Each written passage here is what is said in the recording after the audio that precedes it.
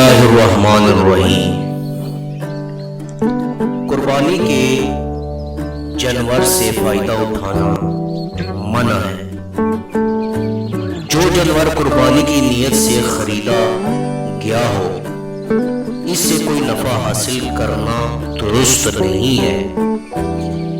جیسے اگر جانور دودھ دینے والا ہے تو اس کے دودھ کو استعمال میں لانا یا فروخت کرنا ٹھیک نہیں۔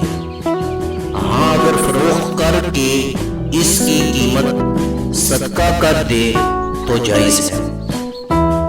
ایسے ہی جانوروں کی اون اتار کر استعمال میں لانا یا فروخت کر کے قیمت استعمال کرنا بھی ٹھیک نہیں۔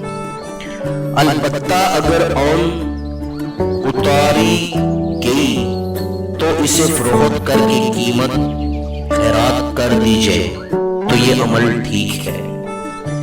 قربانی کے جانور پر سواری کرنا مال، برادری یا کسی اور کام کے لیے اجرت پر دینا جائز نہیں۔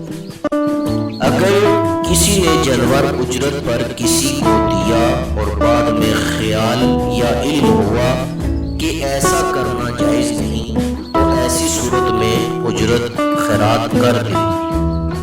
غرض کے قربانی کے جانور سے کسی طرح بھی نہ کوئی کام لیا جا سکتا ہے، نہ ہی اس سے نفع اٹھایا جا سکتا ہے۔